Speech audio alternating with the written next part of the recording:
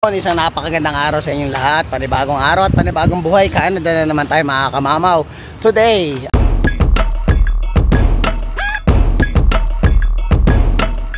ay magsuswimming lang naman tayo. Kasama ko si Baby Jacob kasi na-invite tayo ni paring Charlie at si paring Spencer. Si paring Spencer yung uniko iho ni Charlie. So halos magkasing edad lang si Jacob at saka si paring Spencer. So ngayon, matagal na namin sinet up to kasi hindi matuloy-tuloy mga kamamaw dahil alam mo naman sa summertime, ang daming ginagawa ng mga Pilipino dito, ang daming activity. So, yung schedule ay hindi nagkakatugma-tugma pero ngayon, nagkatugma ang oras ni Spencer at ni Jake. So, excited si Daddy at si Mami, syempre kasama si Mami, para mag-swimming ngayon dun sa kanilang apartment. So, sa apartment kasi nila may pool sa loob. So indoor pool siya. So ngayon dala natin lahat ng gamit ng mga pang swimming and then enjoy natin yung init ng panahon at ang summer time dito sa Canada. So let's go! Are you ready na ba sa swimming? Ninyo ni paring Spencer. Uy! Swimming time! Yan, dito na kami ni Jacob sa sasakyan. Balak namin dadaan muna ako sa McDo. And then, bibili lang ako nung pagkain ng dalawang baby. Bibili kami ng nuggets saka ng french fries. Saka syempre di mawawala McDo, baka naman. Ice coffee prop, sana all.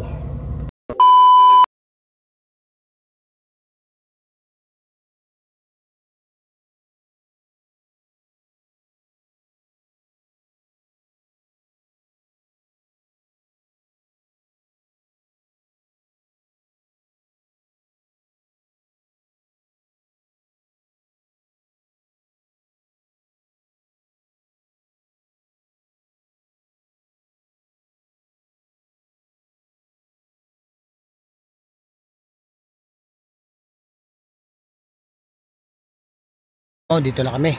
So ayan yung apartment nila Charlie. Pasok kami mamaya sa first floor, nandun nata yung swimming pool. Kaso yung alaga natin ay natutulog pa. Ay tulog oh. Nakakatulog mga kamamaw eh. Pagpahingin ko lang 5 minutes tapos let's go na. Ayun oh, play na sila oh. Ganda ng playground ni Spencer oh. Kanina nahihiya pa si Jacob eh. Ngayon nakikipaglaro na siya eh. Ano play na kayo ni Spencer ah. Ganda ng toys ah. Laro kayo ni Spencer na. Oh, bati kaya na. Wow, galing naman. Play sila, play. Nakakatuwa eh. Ngayon lang may nakalaro. First time yan mga kamamaw na ano. Nakikipag siya. Engage siya doon sa bata. Laro sila, laro. Ika daw slide. Spencer kasi ang dami na niyang plano. Gumamit yung mga gabay. Pero si Spencer matigas na eh. Oo, matigas na eh.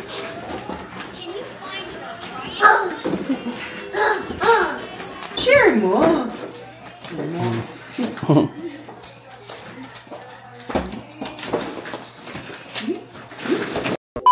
Kami magsusunod na.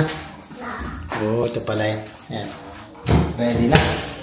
Ginawa, pinakain muna kami ng aming kaibigan. Kumain muna kami. After namin kumain. So, yun palang swimming pool nila. Ganda o. Tapos may jacuzzi. Parang jacuzzi na. Ano yung jacuzzi? Solo. Awa pa kaya ka. Yan o. Magsuswimming na. Ano yung mga makukulit. Ayan na. Swimming pool. Ready na, ready? Shower mo na.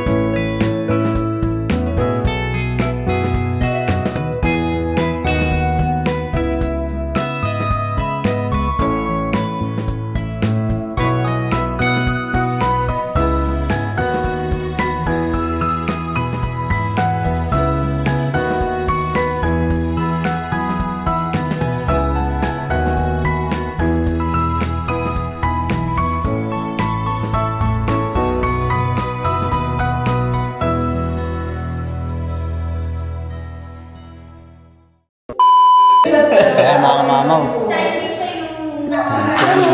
Makulit eh, oh. Huwag ka mag-splash. Oh, splash ka daw, splash. Hi ka daw, hi. Say hi daw, Spencer. Hi. Solo na ang mga kamamaw yung swimming pool eh. Kami lang 4 eh. Tapos meron dun sa taas, parang jacuzzi siya. Yan. Pwedeng mag-chill eh. Loko kasi yan eh. Hindi ka ako, magdala ka lang ng beer dun, no? Tapos tambay ka sa may jacuzzi. Sarap sa pakaramdam nung gano'n. Lalo pag yung mainit yung panahon or yung gusto mo mag-relax. Ay, minakaano talaga dito sa hotel. Yung entrance nung swimming pool, 2 pintuan yan mga kamama. Meron dong pang women saka pang men's. Pag tumagos ka, ito na swimming pool na. So ayun. Enjoy, tahimik eh. Solong-solo, akala mo inano namin yung pwesto eh. Akala mo pina-reserve namin eh. So ito, enjoy naman. Ito si ano kasi talaga to, makulit ah. Bibong-bibo si Spencer eh. Oh. Etong isa, tahimik. Ito tayo sa ano tayo. Tahimik eh. Yun no? Tahimik eh. Tingnan natin. Ingatan ko kasi bawal mabasa itong camera kasi pinabasa. Iyak si kamamaw.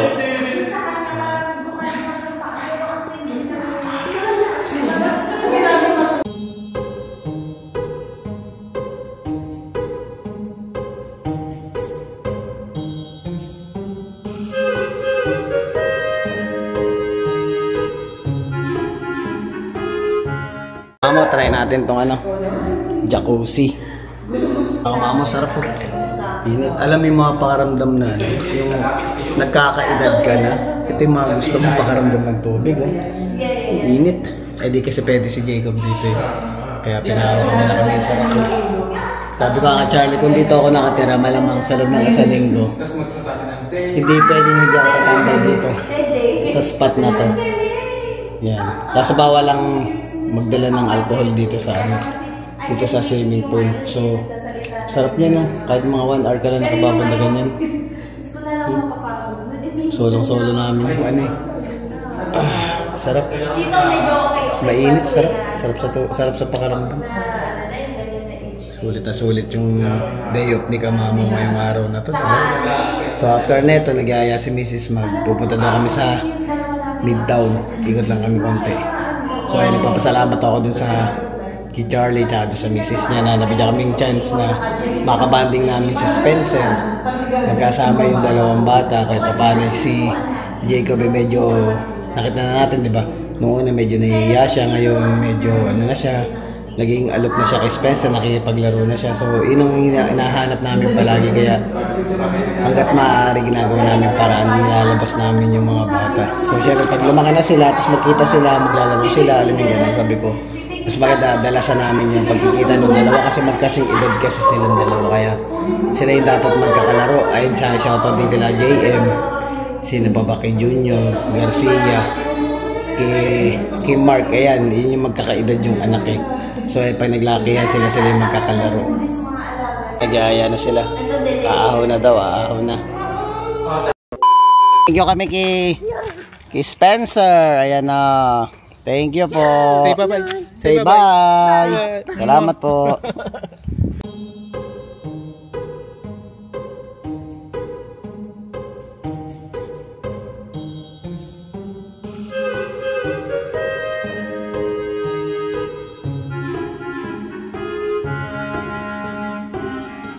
Mga kamamo, dito na lang kami sa Canadian Tire. Di na kami dumaan sa Giant Tiger. Ayun, nagpapasalamat muna pala kami uli kay Giant Tiger, Canadian Tire.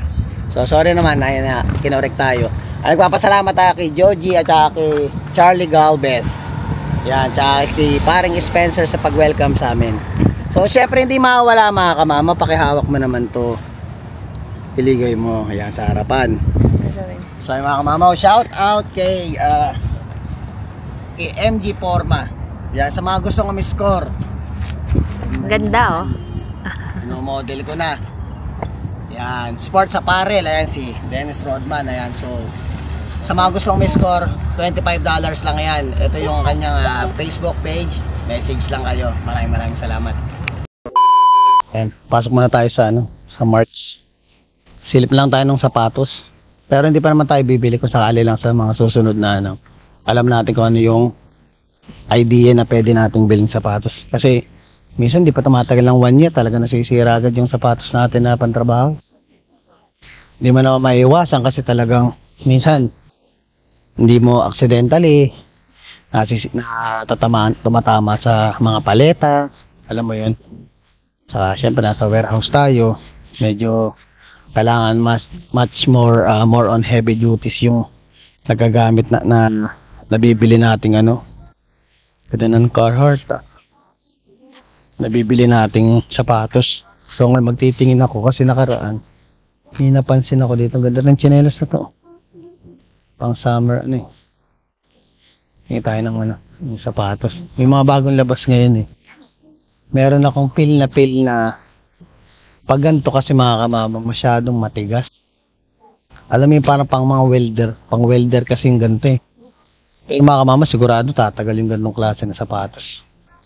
Magtitingin tayo ngayon ng low-cut kasi naman ang nahihiligan ko. Pag ano kasi, pag boots, mga ganitong masyadong mabigat. Pero magandang klase. Ito katulad nito. 209 lang yung waterproof pa. Ganda, di ba?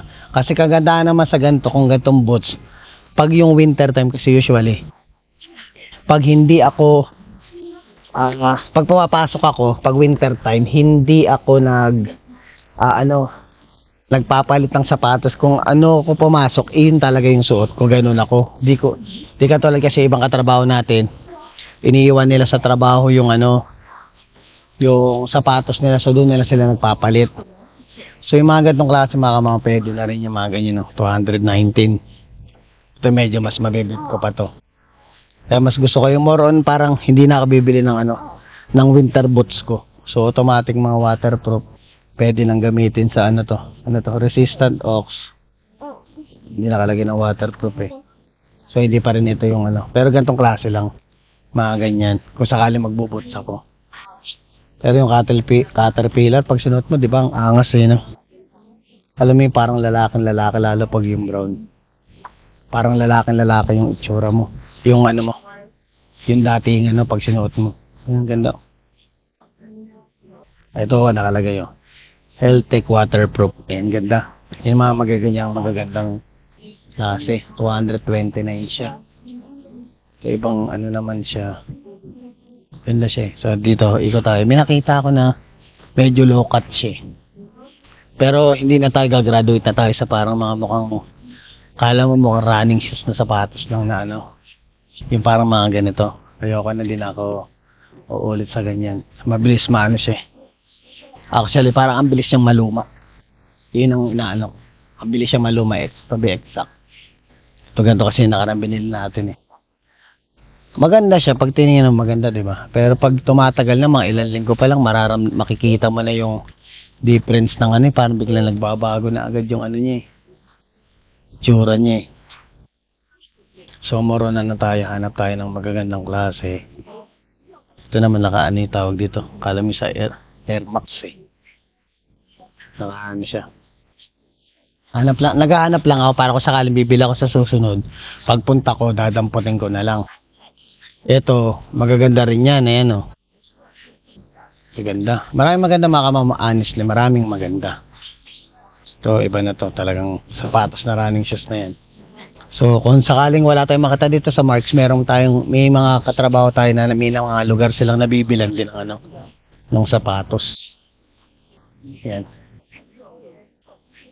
So, ito pa rin yung mga bago nilang labas. Mas bet ko yung nakita yung boots na ko doon. Mga pinili ko doon. Okay? Yeah, I'm good. So, nakita natin. Nakakita na naman tayo dito nang hindi natin inaasahan. Yung ano ba to? Timberland. Kapal Mama. Kapal niya. Anong size to? Large. Large size. So ngayon mga kamama, pag binili mo siya ng medyo malakas ang may kumakanta na tatanggalin natin ngayon para mas magandang natin sa vlog. So ayan, ang kuha natin is kano siya? 59. Dollar siya, naka-clearance na siya. Tapos, naka 30% discount pa. So, scoring ko na to. Siyempre, yan. Para may magagamit tayo sa winter kasi iba pa rin yung kasi yung sobrang doble-doble ka pa ng ano. Sobrang doble-doble pa yung sinusuot mo. So, ayan, kunin ko na to. Kasi mga ganyan pagkakataon kasi ang ano yun. Ito kay Mrs. nakakuha siya ng $21 lang to. Tapos 30% pa yan. Ganda ng jacket to. Gamitin daw niya pang ano, pang jogging-jogging na. Gandang klase. Kasi ito talaga ang hinahanap ko dati pa na napakahirap maghanap ng size ko mga kamamo ito kaya hindi ko naanin yung pagkakataon. Yung H&H na yan. So kaya kung gustong bilhin to, pantrabaho ko sa winter. Dahil ang pinoproblema ko pag winter is kung paano ko susuot yung mga ano, paano ko dodoble, triple pa yung pang ibaba ko kasi yung sa ibabaw madali lang gawang paraan, yung pang ilalim napakahirap. So ito binili ko na siya, so ito nang gagamitin ko ngayon. Ayun o, nakalagay size 8 with 30 L30, pero susukat ko pa rin para sigurado kung sasakto sa akin. Mga mamaw, effective yung diet, size 30 yan pero maluwag pa siya. Maganda kasi ito pang trabaho. Ito yung peel ko na gamitin para at least kahit paano eh, may pangontra tayo sa lamig. Ayan o, magandang klase ito. So ito na ang gagamitin natin sa pantrabaho natin. Tatry na natin yan bukas. Ura naka-discount, samantalay na natin. Para nakawala na naman sa... Ayan o. Ganyan yan o. Santalayin ko na. O. Patakbo. Parang bahay niya to eh. Bahay mo yan, bes. Say hi daw. Hi. What's that? What's that? Oo. What's that? Mama, ang kailangan kong hanapin is yung ano, yung pangtrabaho. Yan yung pangtrabaho na ano natin, jacket.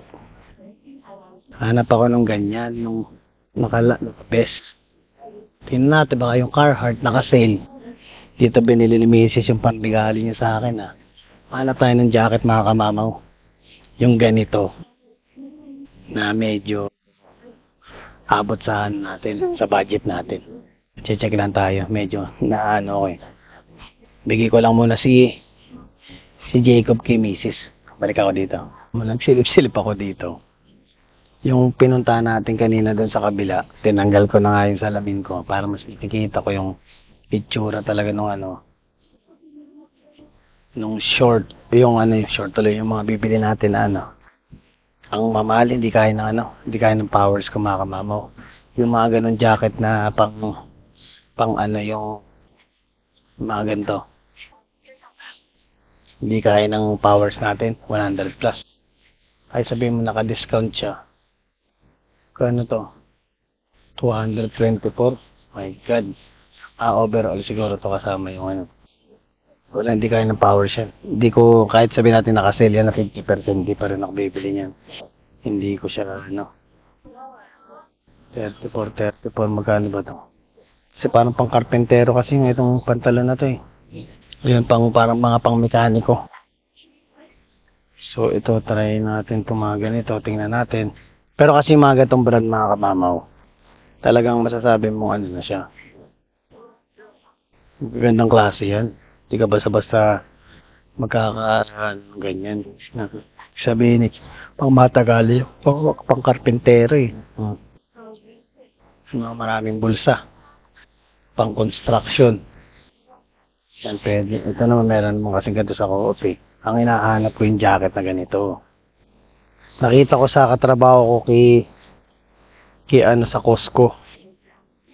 Sa Costco may ano siya. Maganda yung nakita, okay na ako dun. So, nakita ko pantalon kanina sinukat ko. Para sa akin yung presyo. Parang ganito yan eh. Parang ganito yung nakuha natin dun sa ano. You know, ito sana mga trip ko yung mga ganitong jacket. Kasi nga, minsan pumapasok tayo sa freezer, di ba? So, kailangan natin ng ano, kaso yung presyo. 40, t-shirt lang naman yan, long sleeve. Itong jacket ang kailangan ko yung 114 eh. to 114 din yung best. Kasi yung mga talagang pang matagalan na yan. Kasi hindi mo maiwasang hindi ka mapapagasgas yung damit mo sa sa trabaho talagang pag lalong malikot ka. Pre, buhat ka ng buhat yan. Pag ganito naman, dumihin naman yung ganito. Kaya mas gusto ko, prepared ko yung mga dark na ganito. Hindi siya dumi. Kung madumihan, hindi halata. Kasi mga gantong light na sandali lang. Hindi ka tatagal. Kaya mas maganda sa trabaho ko sa mas gusto ko yung mga dark. Ito pang talaga nila yun. Tsaka 74, okay na yung nakuha natin Timberland dun. Alas kaparehas lang din ang level yung kalidad ba? Yan mga ganyan Kahit mga gantong klaseng lang pang trabaho natin. Kaso nga lang yung presyo. Ako hindi ako pala bili ng nang basta-basta bibili ako ng pantrabaho na ganyan mamahalin. Hindi ako bibiling ganyan. Mas gusto ko pa pumunta ng Value Village. Kaya pumunta dito yung $74. So, naka 25% lang. Yung mga nandun nakuha natin, naka-discount na siya. Naka 30% discount pa. Kaya para sa akin, kaya pinatulang ko na agad Wala man akong balak bumili ngayon Pero yun Carhartt. Yan mga. So ngayon, nagtingin lang, nagbaka sakali lang ako. Binigay ko si Jacob kay Mrs. para mas makita ko yung mga nandito. Para mas mabulat-lat ko ng konti. So, naka 20% lang ang price niya. Hindi katulad dun sa kabila, naka-discount na, pa, naka-less pa. Ganito yung binili sa akin ni Mrs. Nakaraan. Hello, kuya. Ganito yung binili ata ni Mrs. Ganito yung binili ni Mrs. Nakaraan sa akin. Small, dapat mas malaki. Mas maluwag. Gulat ako first time ko nagkalong Carhartt Ganda. Magkano yung price? Ganda Carhartt na jacket. It's either gray or black. Yun ang ko. Ito yung meron dun sa Timberland dun original. Ito yung nakita ko dun. Naka rin nga 59. So ito anong presyo? Tingnan natin kung naka-yellow. Wala, naka-regular na lang siya. 84.